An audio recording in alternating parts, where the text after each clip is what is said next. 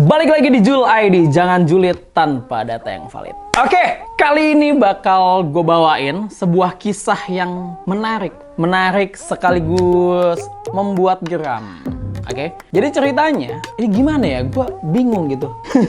Ini memang agak lucu. Jadi ceritanya ada seseorang ibu-ibu, ya. Ini nih di Cisauk. Si ibu-ibu ini datanglah ke Alfamart. Alfamart apa Alfamidi sih? Minimarket Alfa gitu. Datanglah dia ke Alfa. Nah terus ternyata dia itu digepin, ketahuan sama pegawai Alfamidi atau Alfamart itu nyolong coklat.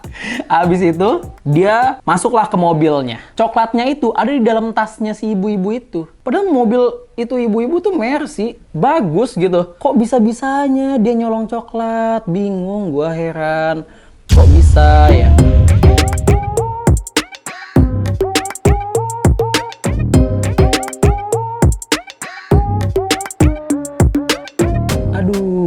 Nah, jadi kejadian ini direkamlah sama salah satu pegawai si Alfa ini. Direkam, habis itu diviralkan. Nah, dalam video tersebut, si ibu-ibu ini yang nyolong coklat tadi, itu tuh selain direkam itu diminta untuk membayar coklat yang udah dia curi gitu. Ya gimana ya? Namanya juga nyuri ya. Ya kalau menurut gue sih, kadang-kadang memang butuh hal-hal yang digituin, bukannya apa ya, itu tuh sebagai bukti biar si pegawai Alfanya ini nggak disalahin atas adanya pencurian tersebut.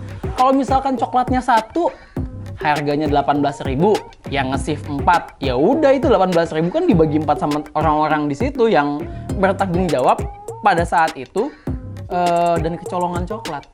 Si ibu-ibu ini gue lupa ya, dia tuh ngambil berapa coklat, mungkin sekitar 3 gitu ya, atau 2 gitu.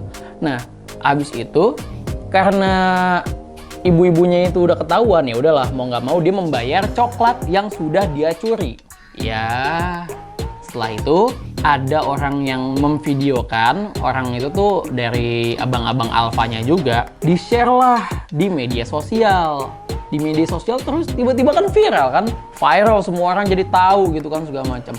Nah, karena viral itu, si ibu-ibu yang nyolong coklat tadi ini minta videonya itu tuh dihapus dan pegawai Alfa yang menyebarkan video tersebut harus meminta maaf.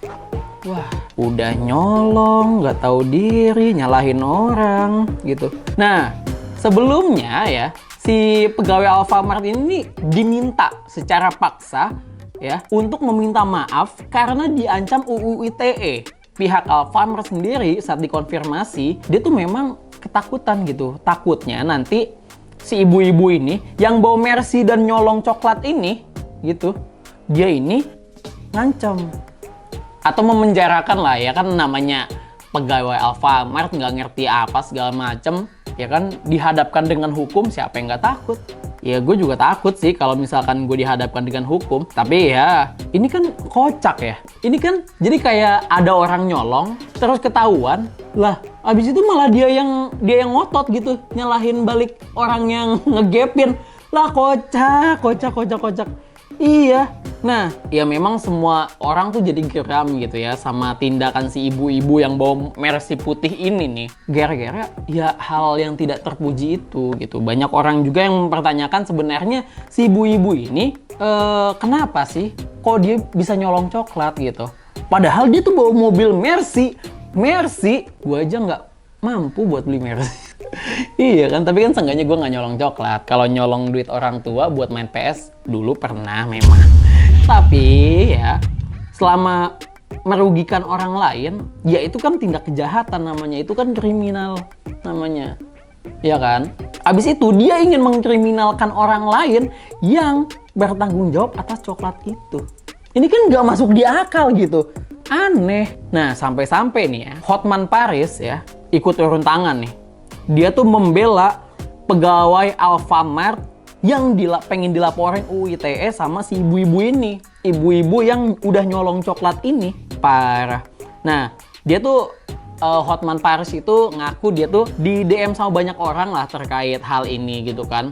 Nah, karena dia udah tahu ada kasus itu, langsung dia bilang, pegawai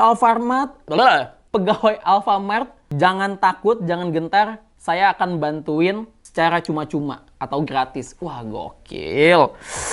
Hah, dari Bali tuh katanya DM aja ke saya, nanti saya tangani segera. Wah, gila. Katanya jangan minta maaf kalau kamu merasa tidak bersalah, lawan. Nah, di sisi lain, PT Sumber Alvaria Trijaya Tbk Alfamart nih buka suara terkait video viralnya karyawan yang meminta maaf ke seorang wanita yang diduga mencuri coklat. Alfamart menyebut karyawannya itu memang diancam pasal UU ITE oleh wanita tersebut yang nyolong itu. Katanya gini, kata Corporate Affairs Director Sumber Alvaria Trijaya, Solihin.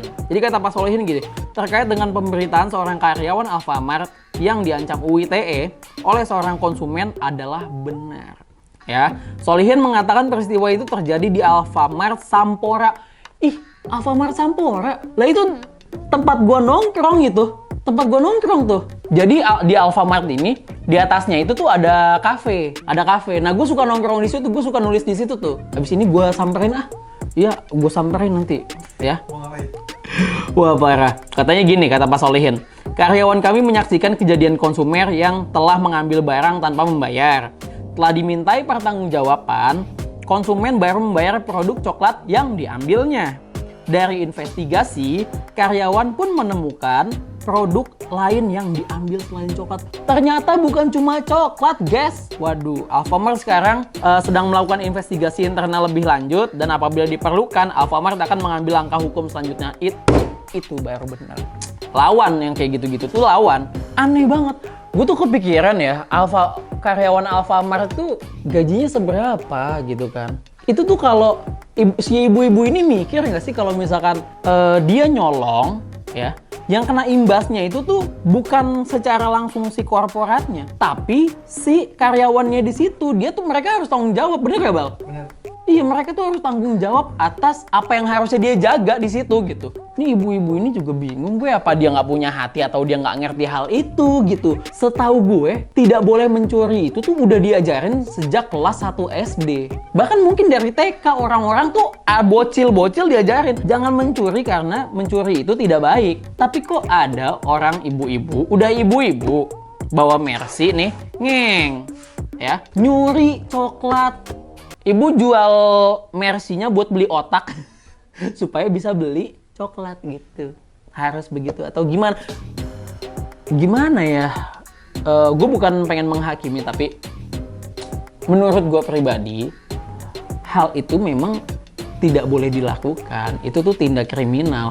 Apalagi ibu melaporkan atau mengancam, mengusut. Ini tuh ke ranah hukum. Dengan UU ITE atas pencemaran nama baik. Lah, ibu udah nyolong aja itu udah pencemaran nama baik ibu sendiri. Gimana sih? Semoga kasus ini cepat ditangani sama polisi ya, sama pihak yang berwajib ya, aparat penegak hukum. Jangan sampai, gue tuh inget banget kata-katanya Pak Ahmad Taufan Damanik. Ini masih terngiang-ngiang di kepala gue. Dia bilang gini, ini soal fail trial. Jangan sampai ya orang yang tidak bersalah tapi dihukum.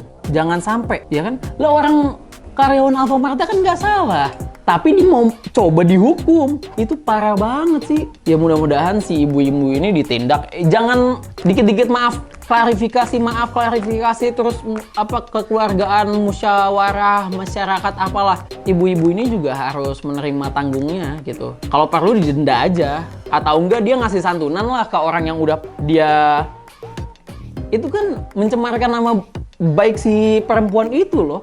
Dia udah disuruh minta maaf, divideoin sama si ibu-ibu itu, terus tersebar. Lah, ibu-ibu ini gimana sih? Kan ibu yang melakukan kesalahan tapi malah nyalahin orang lain, terus mempermalukan dia gitu. Dibalikin aja Mbak, laporin balik aja Mbak. Polisi lagi sibuk sekarang ngurusin Pak Sambo. Jadi rasa-rasanya yang kayak gini-gini emang, atau enggak ya, kalau misalkan mau secara kekeluargaan, gue tahu solusinya. Si ibu-ibu ini kasih aja mobilnya buat salah satu pegawai Alfamart yang disuruh minta maaf. Nah, itu solusinya tuh. Ya, kalau misalkan mau minta maaf, ya ngasih apalah, jangan tangan kosong lah, jangan maaf ya deh gitu kan saya. Yaudah gitu aja ya, teman-teman. Kalian boleh tulis di kolom komentar terkait kasus ini, terkait hal-hal ini ya. Menurut kalian, si ibu-ibu ini pantasnya diapain nih? Pokoknya tulis di kolom komentar menurut kalian si ibu-ibu ini harusnya diapain gitu ya. Oke, pokoknya segitu aja dulu. Kapan-kapan gue bakal kesini lagi karena cukup sibuk di lapangan karena saya 1 bulan ini mengurusi kasus Sambo.